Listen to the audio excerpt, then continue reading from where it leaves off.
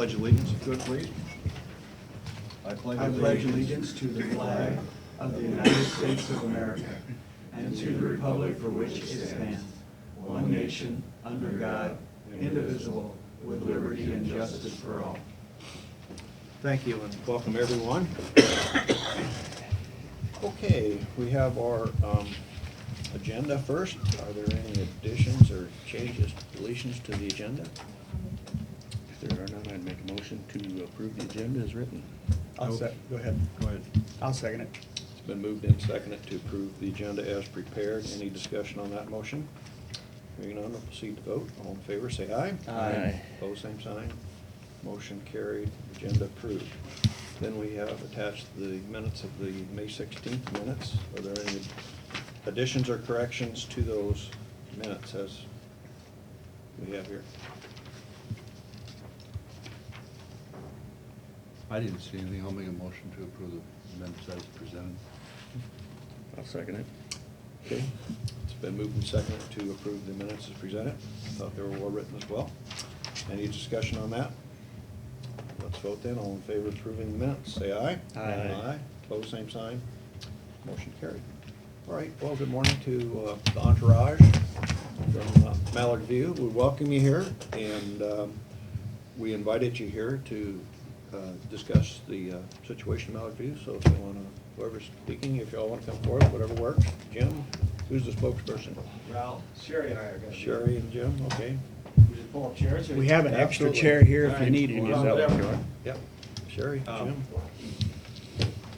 I'm here as the chairman of the board, and I've also, Sherry is our executive director, and Stacy is the assistant executive director. If I can give you a little background of what's happening out at Mallard View. About a year and a half ago or so, Dawn Menster came to us and said things are going to be changing in how these facilities are run. So at the time, our recollection, or my recollection is that she said within 5 years, this is going to be a different facility. That's a year and a half ago. So we kind of have been looking at some different options. And about 6 months ago, things seemed to start changing rather quickly. And we're kind of in a rather quickly mode at this point in time. The census is changing, it's dropping. Some of the, as you well know, we're part of the Rolling Hills region, and some of the residents from other regions, which we've had a lot of, are all of a sudden being put some in other places, so our census is dropping. We're looking at all of our dollars, all of our expenses, and seeing if we can cut anything to kind of figure out what's going on. And maybe at this point in time, I'll have Sherry kind of give you a little bit on what we're trying to do or what we're looking at doing. On behalf of Mallard View and the board and myself, I'd like to thank you for having us today. Recently, Marty and Neil have spent time visiting with us regarding Mallard View. Unfortunately, things are moving along faster than we expected. We're currently serving 31 residents. We are comfortable and used to serving 36 or more residents. Rolling Hills region currently funds 2 residents at Mallard View, and one of them will be discharged June 1st. Several regions rely on our services and contact us frequently. If we weren't licensed for 47 beds, being our operating smaller would be feasible at this time. Obviously, many of the monthly expenses stay the same whether we are full or down 10 to 12 residents. We have made several changes to help on our end. We've cut hours, but we still need all the staff. Not all beds are full, but the building is completely used. Insurance expenses remain the same. Utility bills do not vary, and so on. As you can see with these few examples, we are doing the best we can using and staying in the building. There have been several ideas and discussions about what other ways this building could be used or shared with Mallard View if we were to condense. Our focus is Mallard View and the residents. If we could share the building and expenses, things would be easier. This process is a process. There are many steps that need to be taken to ensure this will go well and is done correctly. We are also in the process of pursuing the possibility of opening group homes in the community. We are hoping for continual regional support as we serve the people of our region. Based on the current information, we feel Mallard View will need a reprieve or reduction of our rent as we are beginning to see declining trends in referrals, as well as having residents who will be moved in the near future. That being said, Mallard View is and will be actively researching ways to continue our operation and serve the needs of our residents. We would like to continue our use of the facility, but at this time, we need to research all options. The reprieve or reduction in rent would allow us improved cash flow as we look at the best options to serve the needs of our clients in the Rolling Hills region. Thank you. All right, thank you. And on behalf of Marty and I, we were out there on May 12th, I think it was, and visited with you. I appreciate your courtesies to us while we were out there as well. I think I visited you one other time in April, but it's always been, you've always been very cordial and concerned about the residents out there. Well, we asked to come in here because we kind of wanted to, rather than have Marty or I pass the word on what we heard, we kind of wanted to visit with you directly. We certainly did, our board did. And there's a lot of issues here at stake, and one, of course, is the people, your residents. Two groups of people, there's residents, and then there's you and your staff. And then another issue is the building itself. And I think our biggest concern is the people. And next in line is your staff. You know, we want people to take care of the staff. It's our understanding that of your 31 residents, only maybe a couple of them are actually from the region. Yes. So that is kind of an interesting side note. But it's also my understanding that I don't think there are there any other, it's a question apparently, are there any other facilities like Mallard View that are still open? I know most of them have closed that provide similar services. There are. There are? Okay. Yes. I know some have closed. So. The last time I had looked on the DIA report, there were 74 facilities open. 74? Yes. Wow. Do you know how many closed in the last couple of years? I just heard about the ones that closed, and there's quite a few in our area, I think. I'm not sure. Okay, all right. You know, it's certainly a changing landscape. Yeah. The federal government is mandating some different things, and we understand that. We just, to be very honest with you, we were kind of led to believe that it was a longer process, and all of a sudden it's becoming a shorter process. And it's not like we've been sitting on our hands. We've been looking at some different things as possibilities, and we're going to continue to do that. But it's changing much quicker than what we thought originally. Sure. And it takes time. It takes does time take too. time. Yes. So, Of these other residents from other regions, you see more of them leaving or not? Or do you have no knowledge right now at this point? At this time, we only have a few of them that are leaving from other regions. how many regions are we currently serving? 6? 6? The ultimate goal for everyone in a residential care facility is to be placed into a group home in the community. The federal government, like Jim said, is doing away with residential care facilities or institutional environment. So that, we're seeing less referrals because people are being placed in the community in group homes whenever they're available. And what is the federal government defining a group home as? I mean, is it literally a single dwelling, single family residence? I mean, it can't be a townhome, can't be a condo, can't be an apartment? Mark, I think that's part of the issue with this whole mandate. I think there's not real explicit rules. I think there's a lot of things that are kind of up in the air. And that's what Dawn has indicated to us a few months back, that, there's nothing that says it's got to be this and this and this. Well, you see where I'm going. Yeah. Is let's just compartmentalize Mallard View and call it good for the next 50 It has years. to be located in the community. Yeah. And they don't call that community? No. No. That's the- outside of the city limit? Yes. Can we have a discussion with the city of Carroll? I would think we maybe need to have a discussion with Dawn as well. Of the region. Well, that's what we talked about when we were out there, How with- close does city limits get out there? Well, they're certainly within the 2-mile limit. Yeah. I think it And stops it's- right at 30th you know, Street. From our on standpoint, one side. we think it's kind of silly, a silly argument that you wouldn't consider that in the community, but we're not in charge, obviously. Well, Making those and I rules. mean, let's face it, I mean, we've been going through this whole thing with this whole mental health redesign. I mean, they don't have rules set up and they're shoving everybody in the corners, whichever corner they want them into. Yeah. And nobody has an answer. But, now I lost my train of thought here, what I was gonna say.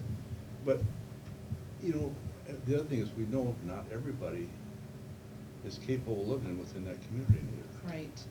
Well, that's, And that's what they say, the staff says that. that's the discussion we had when we were out there the 12th, is the transition home in Vale. I mean, we have more to offer here in Carroll than what the transition home is in Vale. I mean, that's more rural than what we are. It just doesn't make sense. On that same note, I had some discussion with Clay last week, and he said as far as a transition home, you know, that'd be up to the region to do that, but he really doesn't see anything short-term happening there. I mean, that's a block grant for $390,000. He explained the whole situation to me. And he said he doesn't see anything happening in short term there that we could do anything. The one thing he did bring up, and they're kind of phasing it out, is the respite care. And he said there might be some options there, and you might want to talk to Clay about that. Okay. Is the respite care, they're kind of phasing that out, but in the transition, he said there might be some opportunities there. So that might be something to think about, but I'd like you to talk to Clay a little more about that. But that's something short-term, Marty. Yeah, I know it is, it's short term, but, I mean, we gotta look at all options. Oh, absolutely. Whether it's short term or long term, we Yeah, I was gotta just keep this asking. thing afloat. Yeah. Well, and that's why we're coming to you today, to just see if you could help out. I mean, I think the staff Yeah. is doing what they can, but like Sherry said, there's a lot of fixed costs you can't Yeah. adjust. I mean, Yeah. if you need supervisors, you need people watching them, whether there's one or 41, you Yeah. still need people there to Mhm. watch the staff, and you need a cook and all that. So we're kind of trying to do things on our end. We're asking for a little help from you guys to kind of give us a little reprieve for a few months or something. Your current rent, is it 2,000? Yes. Yeah, and you're asking either for 1,000 or a complete Yes. dismissal of it?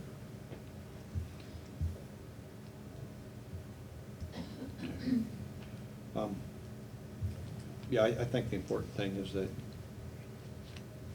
you need to continue to take action, and maybe with the new sense of urgency, because of the situation is pretty urgent. I know when things are going smooth, when things are easy, anybody can do it, you know, but when it gets a little more complicated or there's issues, then it just takes a lot more action and there's more risk involved. It just is more challenging. And we're at that challenging point right now. The easy part is over with. And I think your option of working with people to get them in community group homes is great. I think it's a great thing. I think you should pursue it. That certainly would not address the situation with the building, of course. And so I think in addition to that, it'd be important, there's quite a nice facility out there, and I think it has tremendous potential. I could think it could easily be a nursing home. And if you're not licensed to be a nursing home, I know, example, just as one, there's nursing homes like Hawkeye here, they just purchased or bought out that, what was previously community care. Carroll Health Center. Carroll Health Center. Mhm. And so maybe even a situation like, something like that could buy into Mallard View and supply some of the licensure that you'd need to be a nursing home, and keep a lot of your staff in track, because you can do that kind of work. You and your staff can, and maybe you lack a licensure, but somebody like that would have it. So that would be an option for the facility and your staff that could provide care for a lot of people in a pretty nice, quiet setting. So that's just one idea I think of that wouldn't require much or any remodeling, you know. Some of the others, options that we talked about involve additional risk, because it involve a lot of expense in remodeling the facility to make it feasible to do some other things. And that's not out of the question, but when you can use the facility as is, I think a nursing home just would work well, and it seems that our nursing homes here in Carroll are pretty full right now, not totally full. So that would be one option I'd encourage you to look into, in addition to the community thing, the community, getting your current residents placed within the community, that's also a great option. Well, at this point in time, we're not taking anything off the table as far as looking at, something we realize pretty quickly might not be feasible, but we certainly can't preclude anything at this point in time. I'm just, looking in the future is pretty difficult for everyone, but if, for example, your staff would decide to go ahead with community group homes and be successful with that and get your current residents transitioned into the community, that's great. I'd be very happy with that. But then we'd have the facility, I suppose.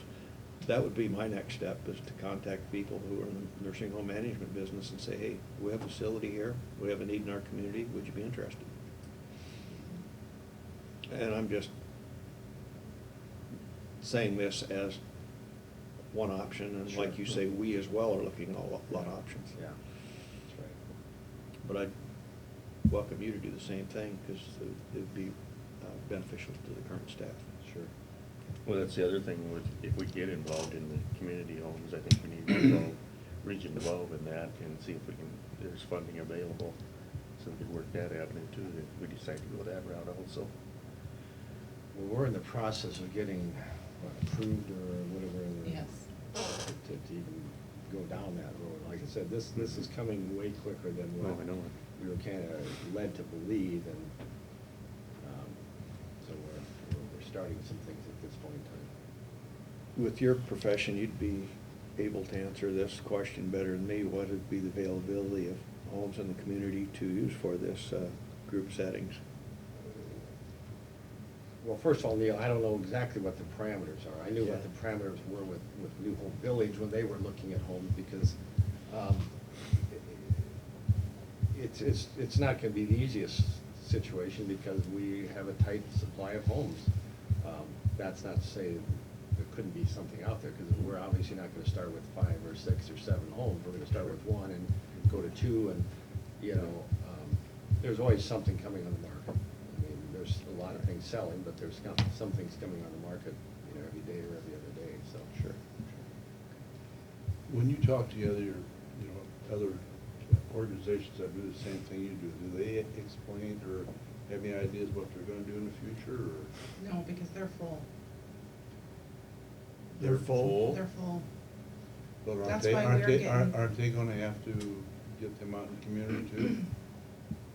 I'm sure that they will in the near I future. mean, there's a time that they're gonna be facing the same situation you are. Right. The other facilities, the residential care facilities are smaller, Mhm. and they also operate group homes or Mhm. HAB settings.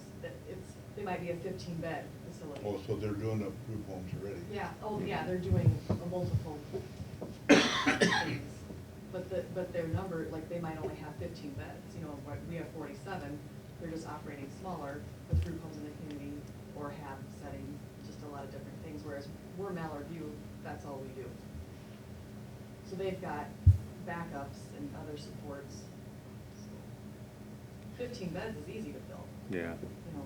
there's- That's the other thing with Clay. I mean, he's worked quite a bit with the group homes. They've got like 13 of them with Wesco. That might be something to ask him about. He's got pretty good insight on how to handle that. And the facilities that are open are located in the community. Mhm. That's why we aren't receiving the referrals, because we're not in the community and we're considered an institution. Yeah, and from our standpoint, or at least my standpoint, it's a pretty peaceful, calming situation out there where it's located, and yet you're probably a quarter mile from the city limits. I don't know, the middle school would be in the city limits, obviously, so we're awful darn close, but it doesn't seem like that's quite close enough.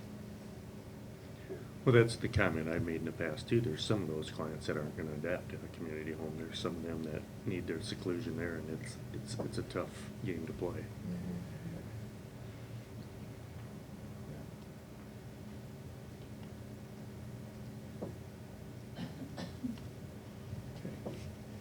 Any other questions for our guest from Mallard View? Or do you have any questions for us then, other than asking to have the? No, we'll appreciate anything you can do if you can do something, you know. Well, we're not gonna come with any solutions today. I mean, the immediate thing, request at hand is just the reduction in rent. Correct. You know, that we can do today. We have budgeted in fiscal year 17, I assume, the 2,000. So, any concession we make today would have to be considered as far as how we address our fiscal year 17 first budget amendment, which is just a matter of doing, but, can you give us, you said, did you say you had 36 residents? 31. 31. It takes 36. And you to got make it 47 full. beds, so you're running at 55–60% of capacity. Okay.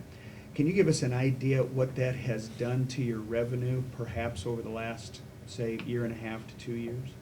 Well, an average resident is $2,200 that we bring in to care for them. So $2,200, that's just an average. Worth of revenue? Yes. Okay.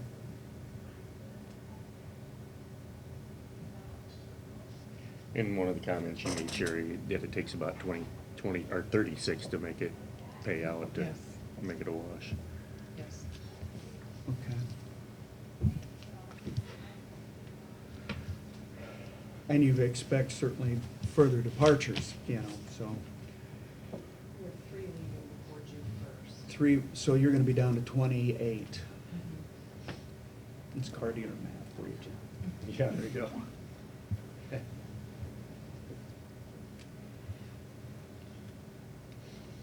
Well, I, for one, I certainly, my heart bleeds for their situation. So I would suggest trying what a reduction down to $1,000 would do for them, but we should have some kind of discussion here today about how long we do that. You know, whether that, you know, 3 months is day after tomorrow, 6 months is 2 days after tomorrow. But I don't know, I feel a little reluctant going for a full year. So, would everybody agree to going at least to $1,000, and then let's just discuss how long we do that? I'd suggest $1,000 for 6 months and see where we're at and go from there. I mean, and hopefully things can find some avenues from there, and this isn't something that's gonna happen overnight. I'd be good with that. I'd be good with going with 6 months and revisiting it at that time. Should we revisit it in earnest in, say, 60 or 90 days? Yeah, Mhm. You know, Yeah, you're well, good I for think 6 months. We're not gonna change anything in 60 or 90 days. But I think we should have some healthy dialogue, certainly between now and then, and let's plan to revisit within 60 or 90 days. yeah, I would like to hear back from them, like in a month or so. Then we'll know what direction you've decided to go, and I think to reduce the rent to 1,000 for 6 months is a reasonable, no, I agree with that as well. I'm in agreement with that. Does that sound okay? Well, the Sure. board would have a motion to reduce the rent to $1,000 a month for the next 6 months, and then you guys could schedule it to come in here in about a month. Starting June 1, then they'll. Sure. Yeah, I yeah. No suppose. problem with that. Yeah, I think so. Should we start it July 1st just for the fiscal year, or what? Doesn't make a big difference? Okay. Well, I'd go ahead and make that as a motion, then, that we would reduce the rent to Mallard View to an amount not to exceed $1,000 for the next 6 months, starting June 1st, with the understanding that we're gonna readdress it, you know, at the end of that 6 months, but we'd certainly like to have some dialogue within the next 60 or 90 days. That's a pretty long motion. You got all that? Got the recorder on? I'd make a second to that motion. All right, we have a motion made and seconded to reduce the Mallard View rent to $1,000 for the next 6 months, with the understanding that we will address the issue before that expires, before the end of 6 months. And it'll be clearly written in the minutes by Courtney. Okay, we have a motion on the floor, and it's been seconded. Is there any discussion on that motion? Any further discussion? I would only add that if you think we really need to be part of the solution, I would certainly, these guys have already been involved with it, and I would certainly, I think we all probably need to be part of the solution, but if you need definition or, help us help you, tell us exactly what it is, you may want out of the board, we would certainly encourage you in doing so. Yeah, and Mark, I think what I'm gonna suggest we do is let you guys know maybe monthly, or if you guys wanna come to our monthly meetings, and, or at least part of our monthly meetings, and keep you abreast of what's going on, because it's changing quickly, and we gotta figure what, we gotta figure some solution out, is what it boils down to. Well, and I think also if you guys do find a solution and need some assistance there somehow, Absolutely. whether it be through connections or whatever, feel free to contact us. We will. The worst we can do is tell you no. That's right. And I've had that a lot. And I don't with think my that we kids. will. No. And that could easily happen, Gene, because some of the solutions require Financial. changing of the building, Changing the building. different construction, and we own the building, and they want It to may do something. require just support from us. Sure. And I, for one, am open to that. If we could, I would certainly suggest foremost, this is where our help, I don't want to infringe, and that's what I meant by that, is how much help you No, want from us, we're is, stay out of our way. To me, what makes sense is to really investigate what constitutes a group home. And if it needs to be part of the community, let's build a sidewalk out there, then it's connected. Let's build a trail, It doesn't take too much to annex it. that's what, yeah, and then, or let's have some dialogue with the city or something. I do need to interrupt, the rules change constantly. as far as Sure. homes. Yeah. As they, now, has to be 5-bedroom homes. 5-bedroom home. Like a home. And that's done there now, right? I mean, that's in the definition, That's what correct? they're operating at. There's not a whole lot of 5-bedroom homes in this community. But they, I at mean, this you time, can they do a could be in the two-bedroom, but then- basement. No, that's, Can't you call a wing a home? wouldn't that, believe me, yeah, we would love I that. mean, is that the way you can do it somehow? But it's in an changing it? institution, and they're. Well, And they have to have their own rooms. It's like any of these big assisted living things you go in Des Moines. I mean, how many apartments they got in that place? Yeah. And that would be my second suggestion, would be this housing study, once again, clearly identified what we all knew, is that there is a severe shortage, and into the next 10 immediate years, a continuing shortage of assisted living, senior living environments in Carroll, and no one's building those today. I would think, we would be, open to those types of options too. What I don't see happening is I don't see both. I would see probably a lot of conflict and resistance between the two cohabitating together successfully. But that's just me, perhaps it might. But those would be the two suggestions that I would make. And gosh, as an investor, I would think there'd be an opportunity there, but maybe I'm wrong. Well, we've looked at some of those already. We've not thrown anything out yet, but, it's a major undertaking, and there's major dollars to get facilities. You talk assisted living and all the amenities the other assisted living facilities have. We don't have any of those amenities there, so I mean, it may be a tough sell for people. I mean, But understand, they're also over $3,000 a month. yeah, no, I understand. To that. find an economical solution, I think there's a huge opportunity Yeah, there. it might be. That's just me. And I'll I've been keep through in it. contact with Clay as far as Yeah. if there's Okay. anything that. Well, we appreciate anything you guys. And it could be the lower scale assisted living. Definitely. I mean, you look And you at can get those, those you look at those amenities by apartments getting on a that bus. Westwood Knolls do, and I think they're $700 a month, $600 a month. It's about $1,000 a month. And that's why they work, yeah. Yeah. Your father was there for, or Mine was there. You know, Yeah. to find something in that price range, to me, I think is a great opportunity. So that'd be my suggestions only. Okay. Any other discussion concerning the motion we have on the floor? Okay, we're going to proceed to vote on the motion then. Call for question. All in favor of the motion, say aye. Aye. Aye. Opposed? Motion carries. Thank you very much. You're welcome very much. Thank you guys for your time. Good luck, God bless you, and please let us know how we can Yeah, help. feel free to, It's a little stuffy, but it's normally just due to me. feel free to contact us anytime. Yeah. All right, we got. When's your next board meeting, Jim? The ninth? The 9th of June? Okay. If you want us there, just let us know. Yeah, we'll talk before that. Okay. Okay, thank All right, you. thank you very much. Thanks. Okay. Have a great week. All right, next on the agenda, we have a plat over there by Halber, the Elmer Doloff Trust. Pretty cut and dry. Have any questions on that? I've got a map of it here. I'll make a motion to approve the plat. I'll second it.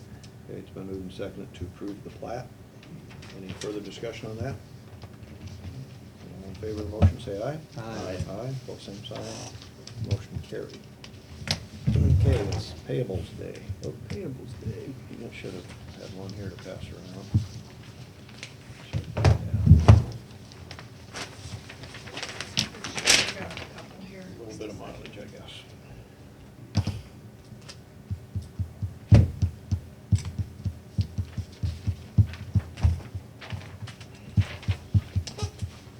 Anybody have any questions on any of these bills, claims, payables? I had the one in regards to billboards, and I had that answered. That's a pass-through grants to cities, doing advertising for Crawford and Carroll County, I'm sure. Yeah, I knew about that one. I'm sorry. I couldn't I tell you that. was not aware of that.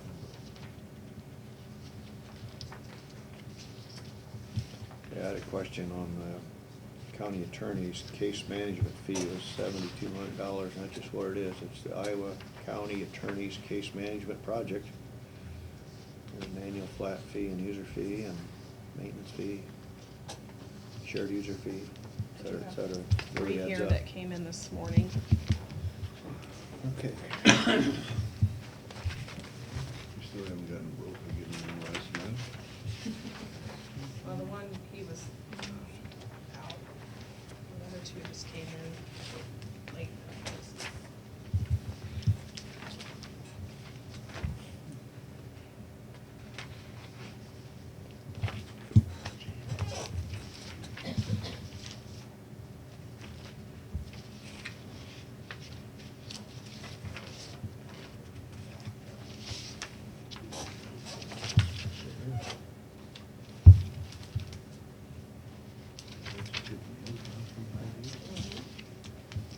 Still put that in. Just in case, maybe. I don't know. I was informed by somebody that works there that they were bringing meals to the jail now. I don't know if it's every meal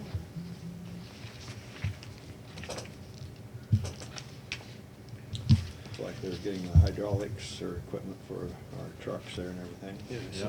Their roads.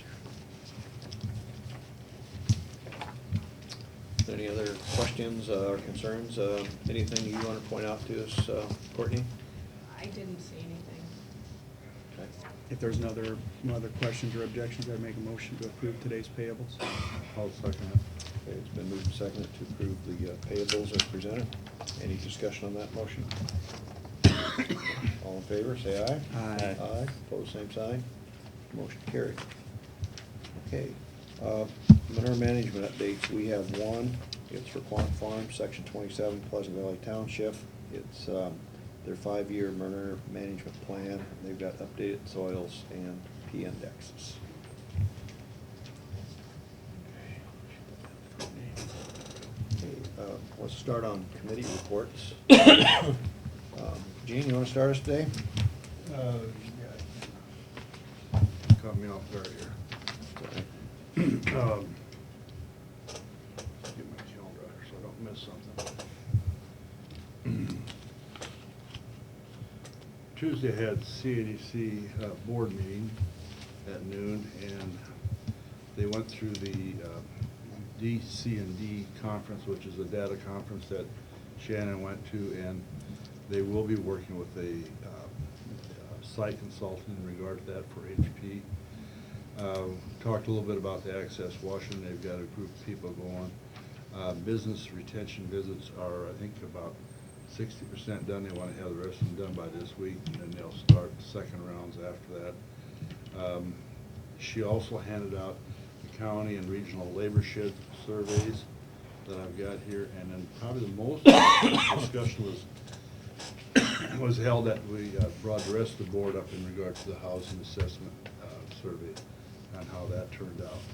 And then on Tuesday at 4 and 7, I did attend those meetings, and the one at 4 had about 14 people, and the one at 7 was a very slim crowd. And you know, and I was kind of disappointed. Well, later on I found out anybody that was involved with the stakeholders, which was those bankers and those contractors, they were all given a copy of this thing prior to the meeting. So I assumed they felt like they could read it themselves and didn't need to come to the meeting. But I was disappointed on that. And then Friday I was supposed to be at Cherokee. Due to farmers, it got canceled due to the lack of quorum because of people planting beans. And the only other thing I have here is a resolution that I was given by the city clerk. Thought that they wanted to have you be aware of this. There will probably be a urban renewal area coming up in Templeton, and it will be south of the current area right now.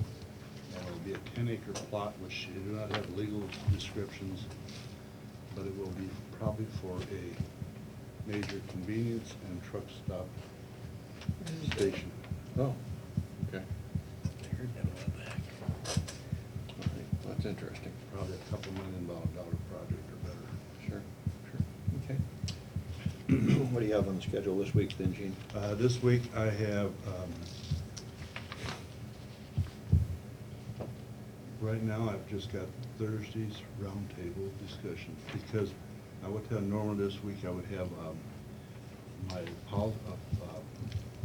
policy council meeting and new opportunities board meeting, and those have all been pushed back to June because of different conflicts with other meetings, and they were not able to hold them. So I will have at this point I'll have a light week except for Thursday night.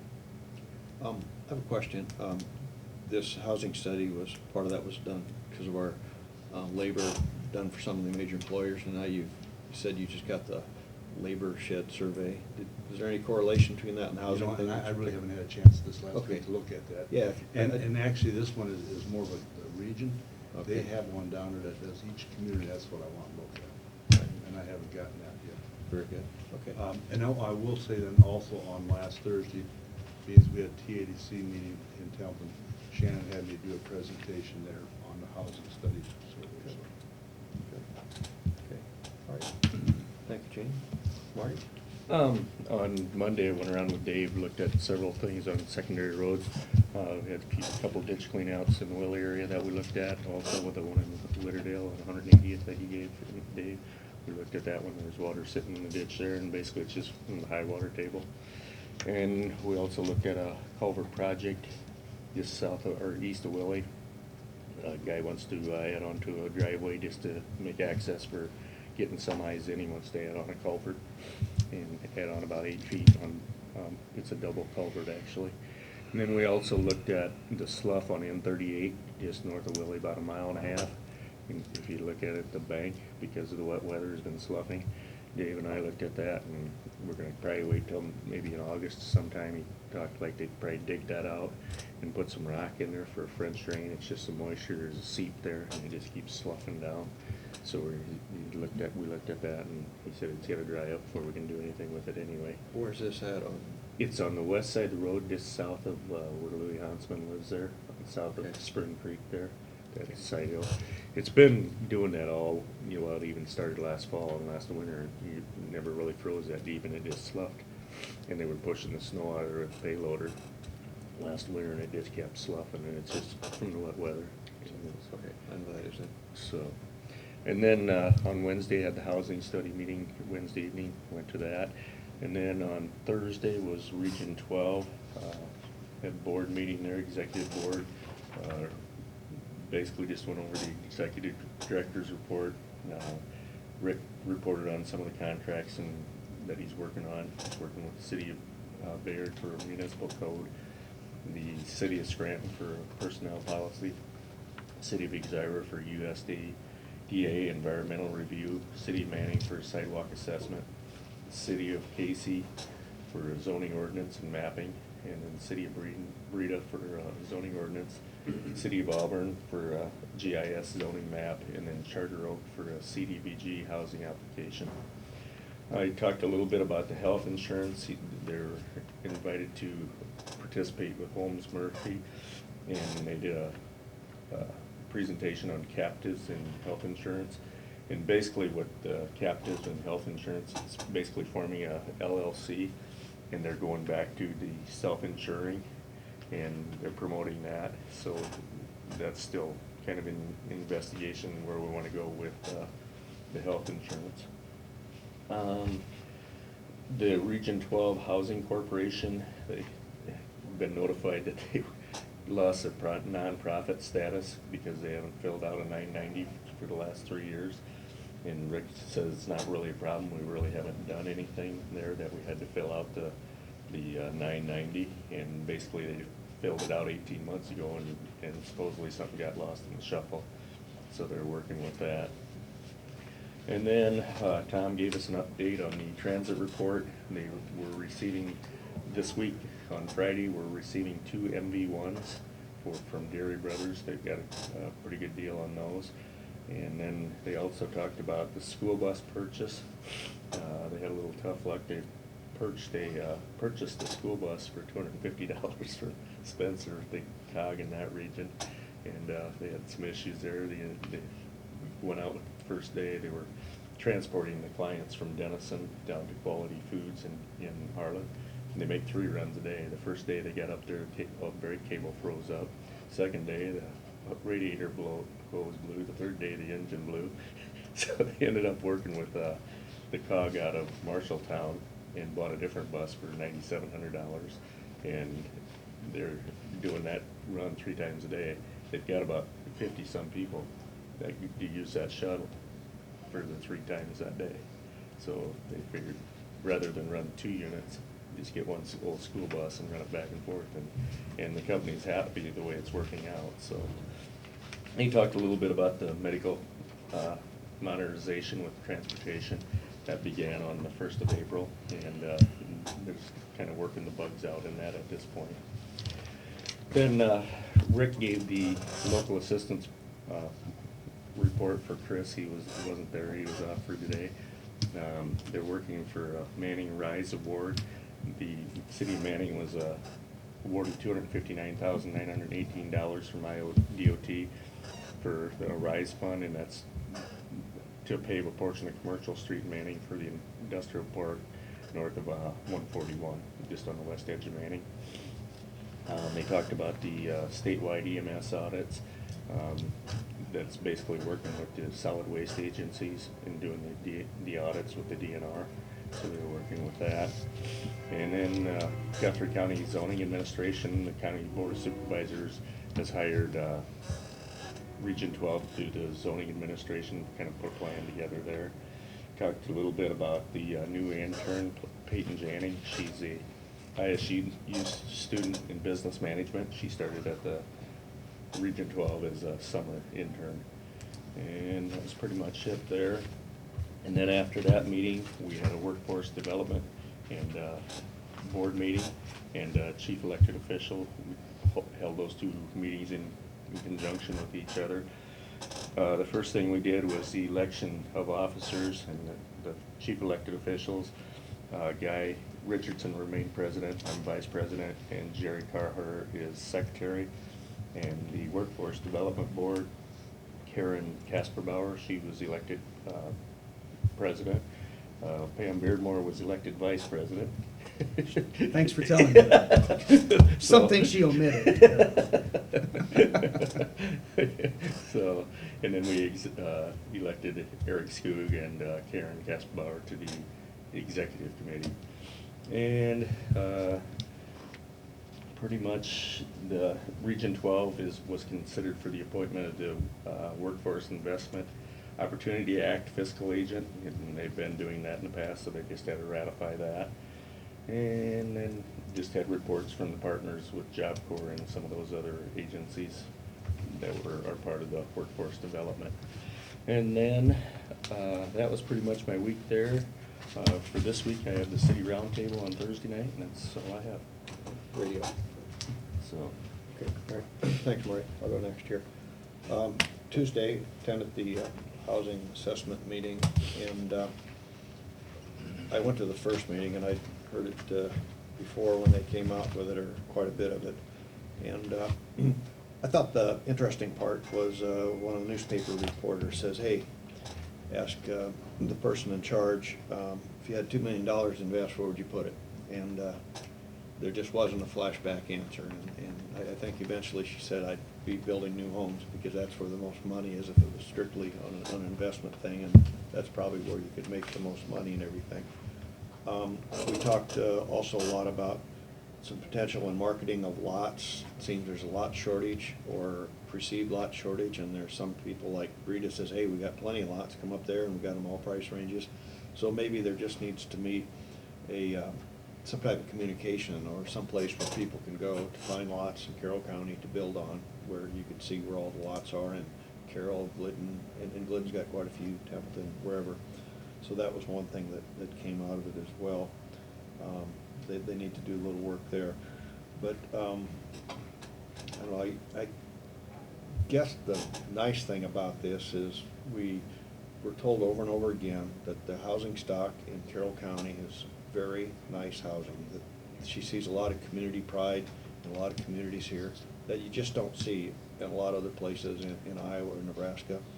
And this housing study is good. It provides some really good information for bankers, investors, people like that. And they show where we need some housing in different areas and different price points, but they also said that we're certainly not in a crisis situation. So that was the housing thing. And then Wednesday, we had the Coalition for Human Services.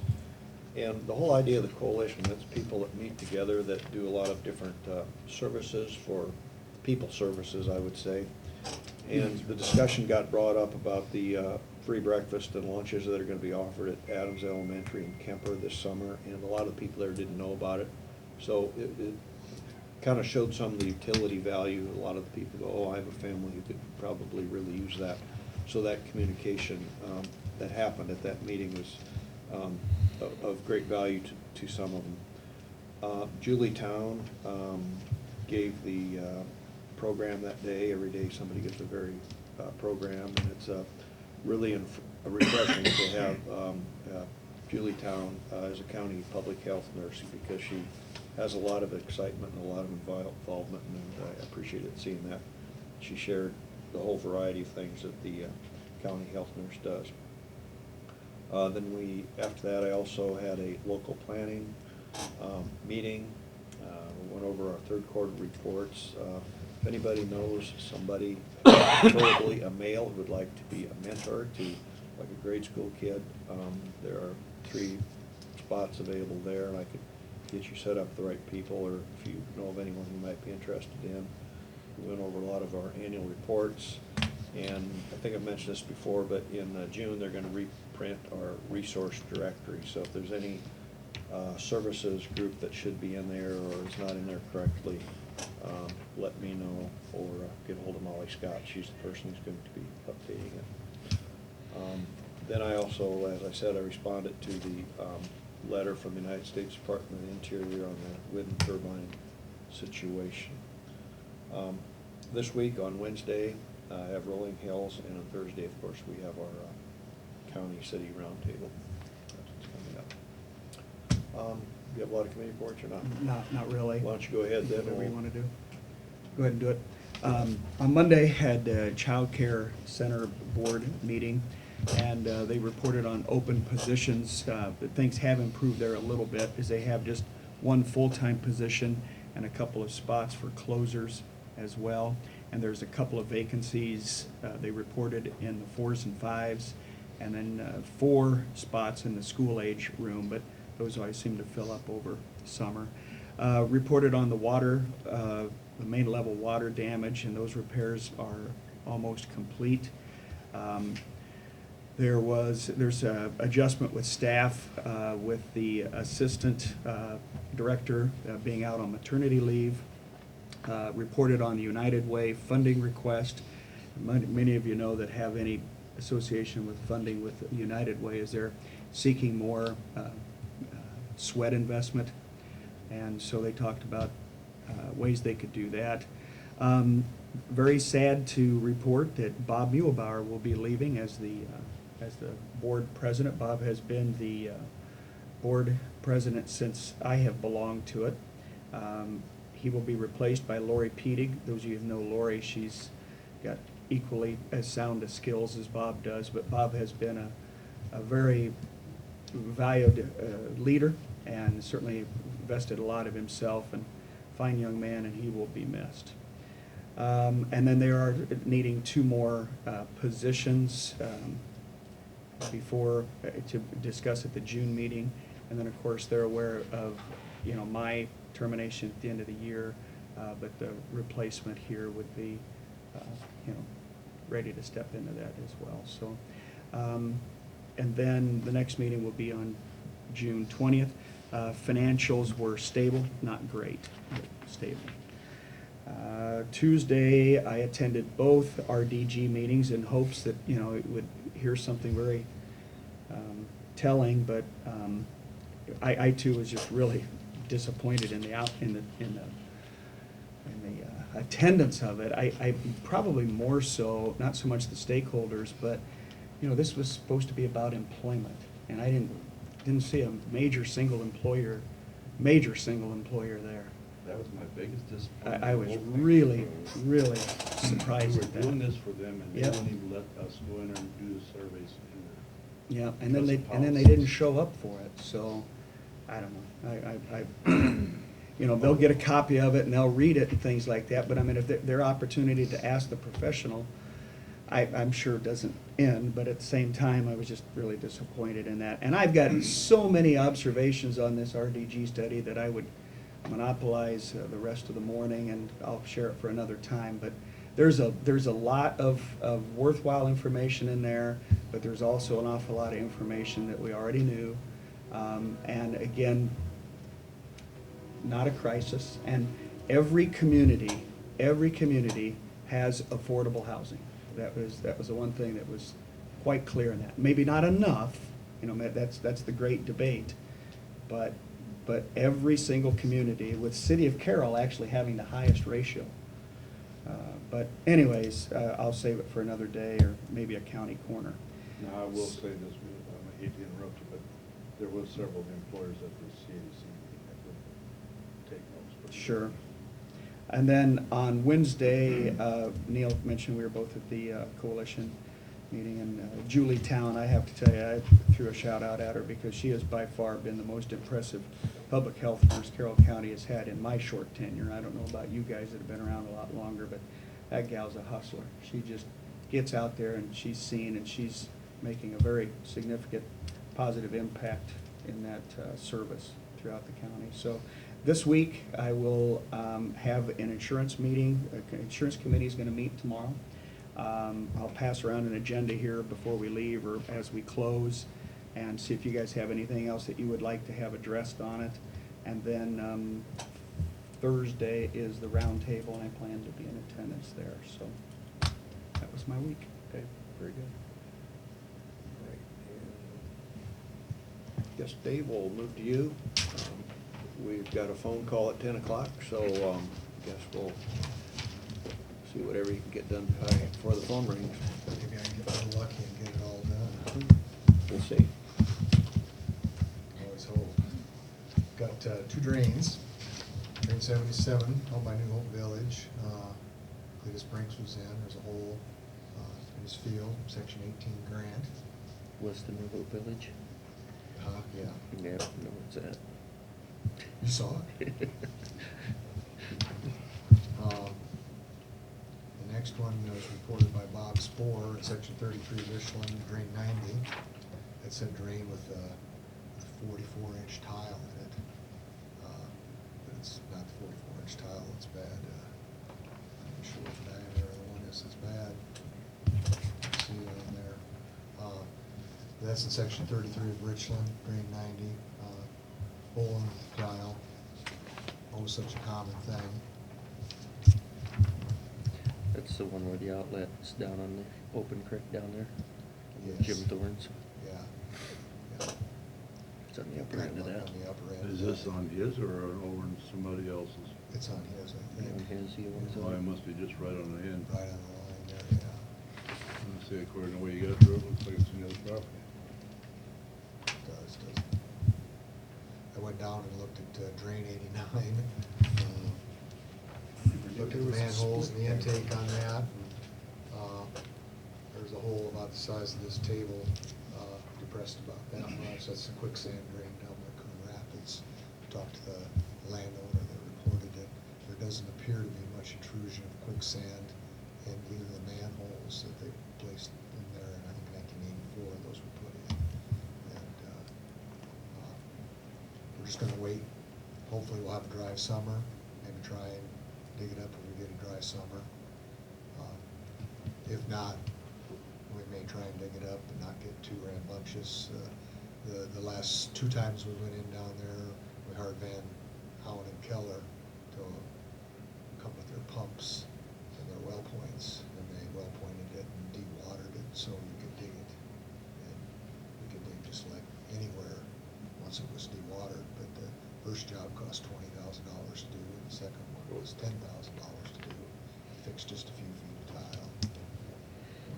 So this blow out south of the manhole? This is north of the north North. manhole. Is there isn't there an intake on that fence line too? There is, yeah. That looks good. That's flowing less water than what I expected. And both manholes look good. They're flowing a decent amount of water and don't have much silt in the bottom of them, not much quicksand. I'm guessing this is a result of what we fought last fall. Yeah. You're right. Most of these holes are due to just overloading of the tile. They're carrying more than they were designed to carry because they're pressurized by everything hooked onto it. This is kind of a result of the blowouts. Okay. Anything else under drains? No, I think that's it, Neil. I'll make a motion to approve the repairs to the drains. I'll second it. All right, so motion made to approve repair of drain 77, section 18 of Grant, drain 90, and section 33 of Richland Township. Any discussion on that motion? Okay, all in favor, then say aye. Aye. Aye, pose same sign. Motion carried. We've got 3 utility permits. 2 are in the same location. I'm a little bit confused by, they show a different alignment, but they're both going from one side of the road to the other between 16 and 17. Roselle Township taking it across the road to Keith Rupiper. They're both from Windstream. I think one might be a conventional telephone wire and the other one might be an optic fiber, because they're both there. I would be okay with approving them both and sending them back. In the end, they're gonna be responsible for the location. Okay. They do show different alignments. And So it's just the 2 of them then? there's the 2 of them, and then there's one additional one from Western Iowa Power Co-op. Good morning, Neil here. Hello? Hello?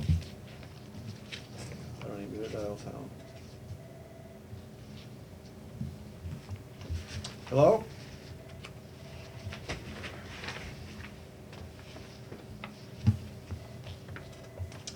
Good morning. Hello? Morning, Green County here. Good morning. Carroll County here. We're installing in, is that our assessment schedule? Okay, very good. Here on our end, at the Carroll County Board of Supervisors, we have 4 supervisors present. Mark Beardmore, Gene Miners, Marty Danzer, Neil Bach, our county engineer Dave Paulson, and of course our auditor Courtney Earlbeck are here. Okay, we're all five here. Okay, Auditor and three. okay, very good. Okay, and Michelle will take over. go ahead.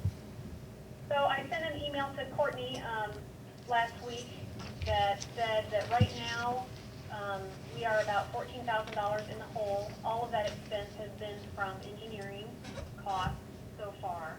I have not received any invoices for the actual work of cleaning out the open ditch for 86 R150. So my question to you, boards, is do you want me to assess at the amount that we currently need, or do we want to assess ahead and using the bidded amount for the project, collect that now so we don't sit on those temporary for a year? Can't stop that. It's been a practice here to go ahead and assess ahead, and I think it'll be a little easier in this situation because we have a pretty sound quote on what the work will cost. Is that correct? Yes. Like $72,000? Okay, Yeah, I think we agree. you agree? Okay, is that, everybody here agree with that? Yeah. Okay, that's the direction our board is in favor of going to. Everybody's nodding their head. They may wanna put a little extra in there. Somebody here wanna make the motion? I got it in total.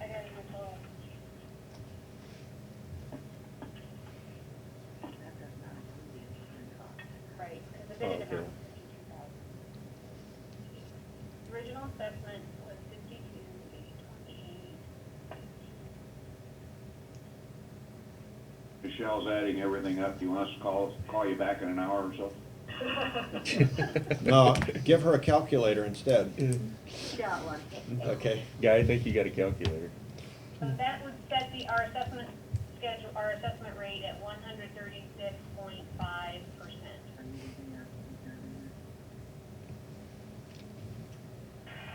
Is that a break-even assessment? That's a break. Let me add in, She's gonna add in 25%. Or not 20, excuse me, 2,500 for the reserve. our estimated interest. Yeah, that sounds reasonable for a drain of this size, perhaps. Divide. So that would be an assessment rate of 143.3%.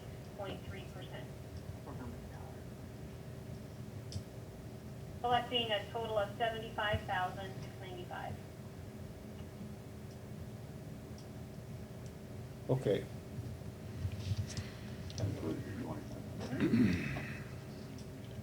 That included a surplus of $2,500, $584 in estimated interest so far. Well, actually, estimated through the end of September. Plus 9%. If that sounds fine to you guys, somebody here will make the motion. Go ahead. Sounds fine here. Dick Turkett makes the motion. Okay. I'll make the motion here. Second. Gene Minor's here, seconded the motion. All in favor? Aye. All ayes. Do you want to let him know Dean's not here? Pardon me? Need to do a waiver rate then? We had all ayes here. Do you want to let him know Dean isn't here? Yeah, we had all eyes here to Supervisor Dean Shetler's absent, however.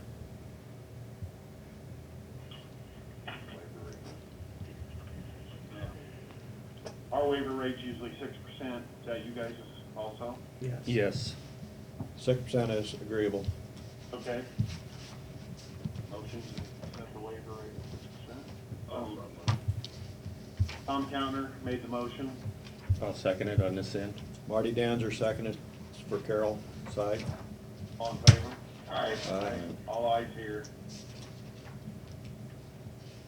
Okay. Well, anything else, you guys? No, I don't have any other business. Have they started any dredging yet? I didn't see any action by there a They while did back. Saturday when I went by there. Okay, apparently they haven't started any actual dredging, have they? No. trees clear and things like that. Just clear. We want to make sure they're gonna get paid. Yeah. Okay, well, that's fine. All right, well, Out of drainage? No, no, it's nothing here. we're fine then. Thank you very much. Thank you. Thank you, guys. Thank you. You too. Okay, settled. Okay, takes care of that. Did you have another utility? Got one more utility permit. All right. So that's those two from Windstream. Yeah. Call it two. Did you see these yet? They Not yet. came around this way, I think. This, other utility permits from Western Iowa Power Co-op from Denison. They're, I guess, on M64 on the county line, putting in a overhead power line on 110th Street, 32 feet south of the road, which would be just right on the edge of the right-of-way line. And you know where Fred Obman lives up there? Yeah. It's that east-west road coming from Crawford County into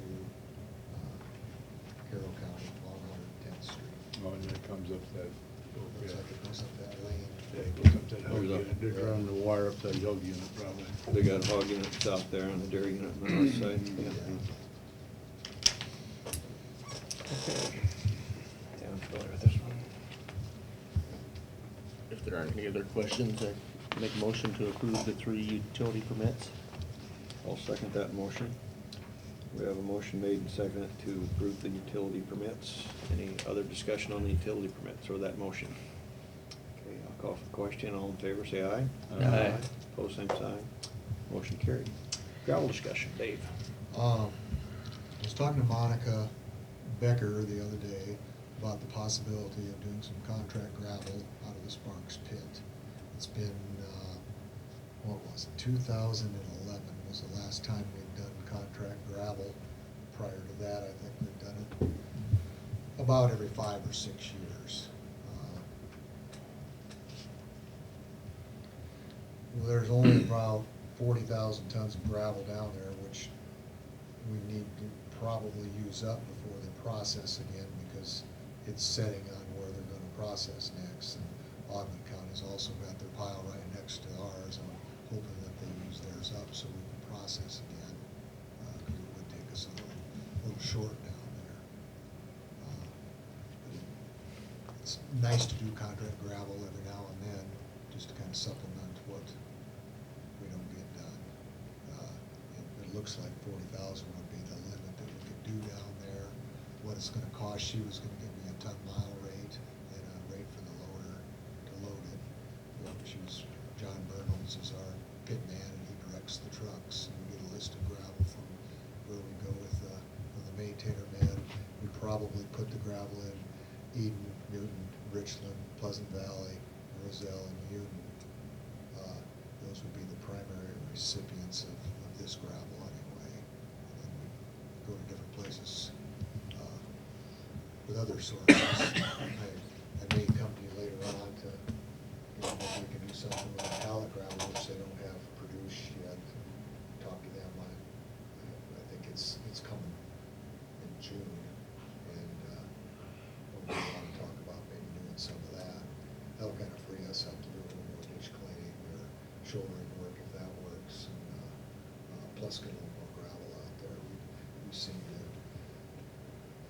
if we really work hard at it, we can get about 100,000 tons on our road in a year, and that's probably about what we should put on.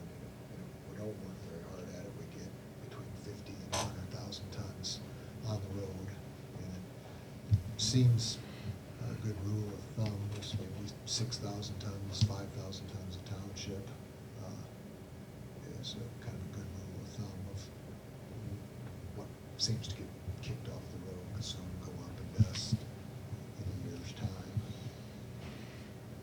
So, any thoughts, I guess? Okay, I'm not sure I understand this. Do you want to hire Becker to haul out the gravel and then process some both at Sparks, or just?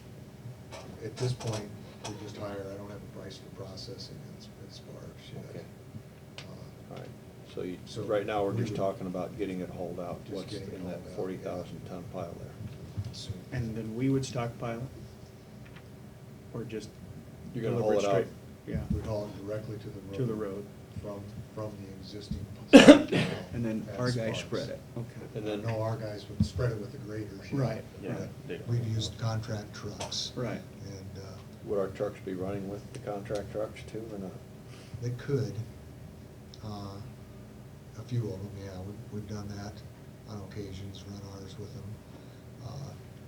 If we had a little better place to maneuver, it would be good. It's pretty tight, and then we've got a long lane on that Sparks. But like the Richland pit, you could really get the trucks in there. Yeah. A lot of times if you get really close, and if you've got a number of private trucks, you almost wind up having that second loader too. We've done that in the past. Probably don't want to go in and out of that. Probably don't want to take work away from the private truckers. You need to go with. I think they should be happy to get what they want, and you should determine how many private trucks you want, rather than Agreed. say it's all yours. I think if we have people and trucks available, we should do what we can. Yeah, we may go to another pit during that same time, okay, and work there, while, it's kind of like staying out of a congested city is what it would be like. Let those guys have that, and they can work on that, and we can work elsewhere. I think We- that would. I know what you're saying. That would solve my concern of having our trucks idle while we have, Yeah, contracted trucks spreading the gravel. yeah. That's my issue. I understand. That's what I always seem to get a call on, is just, why is somebody else hauling it, Mhm. That's, I understand it, but it's, public doesn't always understand it. And you said the last time we did this was 2011? 2011. Wow, yeah. man, Yeah, we time did flies. 62,000 ton and change then. I think it was Did we do it with 62,000. Sparks, or was that at Howell? That was all out of Sparks that time. In 2004, we did 53,640, and in 2001, we did 85,920. So we did a combination of bits that year. So it's it's been a little while, but it's not out of the norm. But I guess I've kind of learned that you can't. It looks like maybe you can let the gravel go. It looks like there's plenty there, but it's something you just have to stay at. Are you happy with it? I mean, have you seen the gravel? Yeah, the gravel really at the Sparks is probably the best gravel. It's probably some of the better gravel that's come out of that area. That area in a long time. Yeah, it's pretty good looking stuff. And there's only about 40 of it left? Only 40 left. And she hadn't In the given us pile. any kind of price yet? No, but I don't think there'll be a big raise in it. What was it in 2011, do you recall? And it's for something or another. Hauled? No, Contract? just in the Oh, pile. oh, okay. I think I don't know if I had. 9 or 10? They gave us an option there, and Audubon County took it of mixing limestone with it. And Audubon County did it, and it's something maybe we might want to consider in the future for $8.50 a ton Hauled, in the pile. in the pile. In the pile with lime, with 25%. With lime, okay. Mixed limestone into it. That's what Audubon County did. That might get the quality of that up an equal or superior to the stuff that we're getting out of Hallett's. I don't think that'd be the worst thing. I don't either. Some of those clay areas down around Newton, You need to get more rock in it. Yeah. Yeah, to get a base. I'd be in favor of mixing some lime with it. So It when the actually- time comes, which will be next fiscal year, I think I'd like to entertain that, and I might want to even. But you wouldn't do that with this pile right now? No, we No. just. What you process We later. just, this is already processed, it's ready to go, we'll just get it out on the road. But actually, the further you haul it, the more important it is to have a quality product on board. Yeah. So it would pencil out better for Audubon than for us probably, because they're hauling it further than they have. It would, yeah. Yeah, that's kind of that Lake View gravel. I looked at the spreadsheet that we have to kind of see if Hallett's was $6 a ton, if the Honolulu's gravel or Sparks gravel was $8.50 a ton, and then if we put limestone with the Packer gravel, at those three locations, it just about works out right mileage-wise. Packer has the least amount of miles that they'd be economics would work out for. The greatest amount of miles would come out of Hallett's pit at $6 a ton. Get about 380 miles out of that. Out of the Sparks pit, we get about 300 miles out of it, and out of Packer pit, about 150 miles with those tonnage rates. Hondas would have, or Hallett would have the longest haul at 19 miles, whereas an average.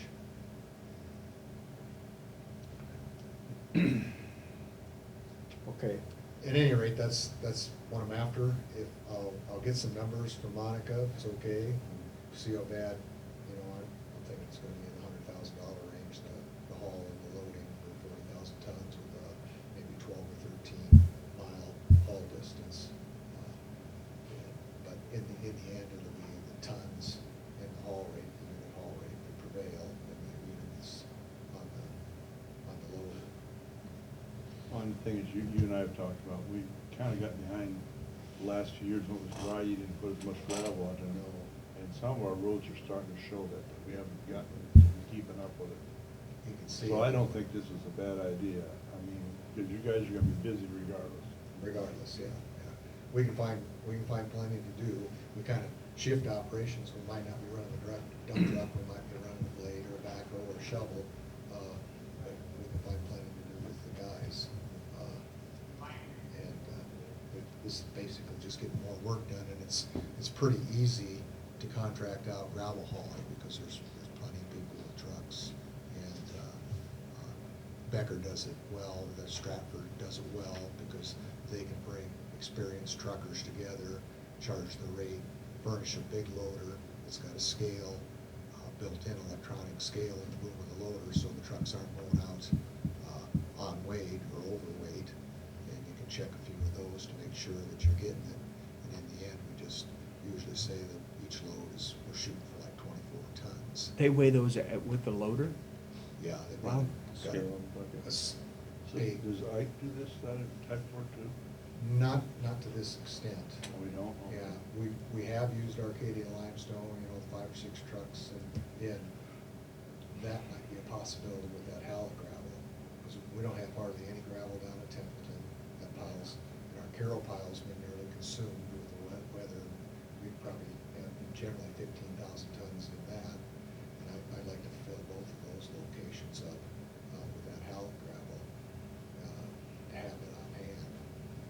Hallett has their own work schedule, and a lot of times it's not available when we want it. They produce it in spring and fall, and a lot of times that's when we want it, is in the early spring. And so it would be good to have someplace to where we've got it stored that we can access it. Okay, so today we're just discussing it, and shortly, perhaps next week, or shortly after this, you're gonna bring us some hard numbers to consider. I will, yeah, just for the Sparks bid. And that'd be with contract with Stratford Gravel.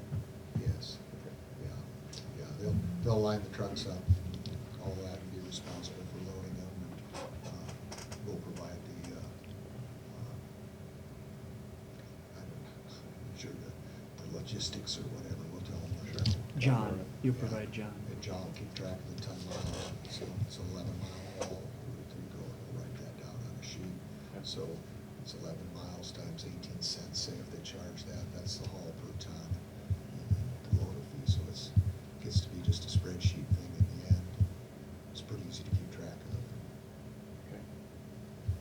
All right, we will think that over, Dave, and look at your numbers when you bring them in.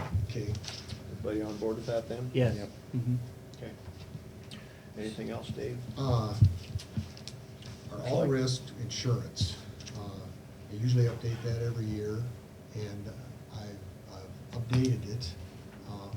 It's the policy that we have with Gredimans, and a lot of the values for the machinery we have, the current directive I have for updating it is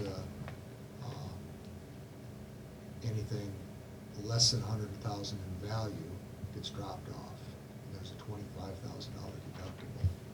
And I've dropped off quite a few machines. I didn't bring the paperwork with me this year because the values have gone down in maintainers.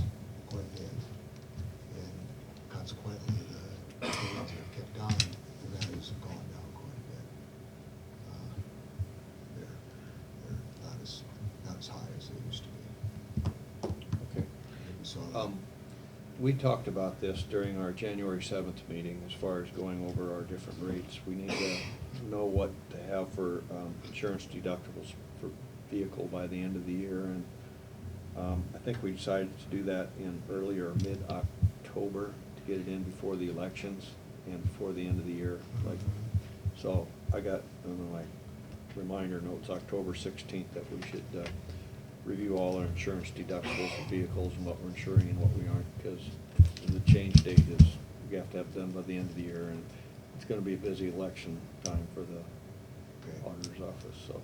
Well, You're ahead of schedule, Dave. this is, it's just something that comes this time of year. Every year, the renewal on that is kind of off, and it's only just a few maintainers that we have on there. It's not it's all kind of our unlicensed equipment, our heavy construction equipment. Okay.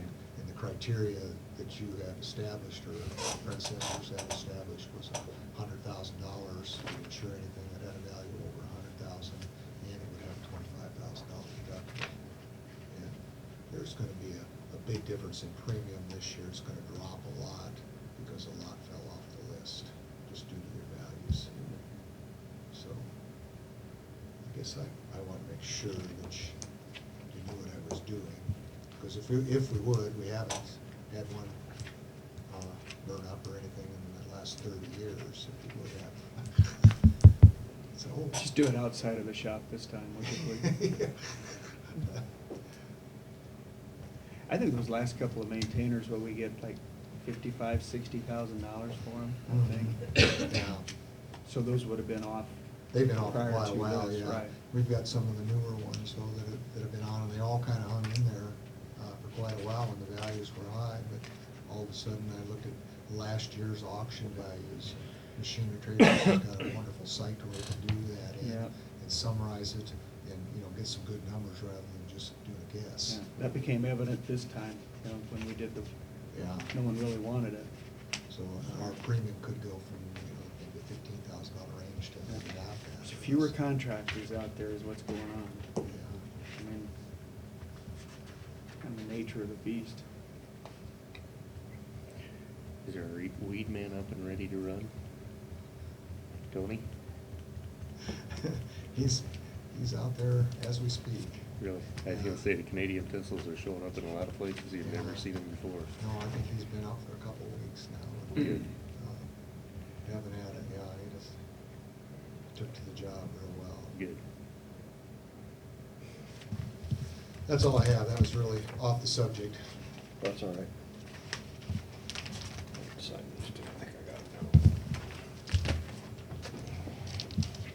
All right, thanks, Dave. I saw on Thanks, the Dave. claims that a lot of the hydraulics came in for those trucks. They did. I think they're all here. There's quite a pile of stuff down there. Okay. It's just, in fact, if you look at the pile of plows, wings, and all the attachments and the hydraulics, they're almost taking up more room than the trucks are themselves in the shop. When are they gonna get the trucks done? Any idea? Well, I don't know. They've got the snow plow on the front of one of them right now. We're waiting on the boxes. The Oh. boxes is kind of a critical thing, because Sure. that's gonna show where we need the wing and where we need the hydraulic tank. And we know where the pump's gonna be, but where we're gonna have to mount the box at, and where we're gonna have to cut the end off. And they're supposed to be here in June. They got Okay. it a little later than what we thought. I should come take a look at that. That's, But yeah, it's just, we've got some real talented people down there in the shop that are working on that. This week's gonna be a shop week. I just hope it doesn't snow. We're not ready. Put the plows away. It could be embarrassing. Have a good week, Dave. Thanks, Dave. Have a good Thanks, one. Dave. Thank you. Bye-bye. Okay. I believe we've covered everything on our agenda. Is there anything else, Courtney? Any comments from those in attendance? Okay. Not, I would entertain a motion to adjourn. So moved. Second. Moving second, Mr. Babel, all in favor, say aye. Aye. Meeting adjourned.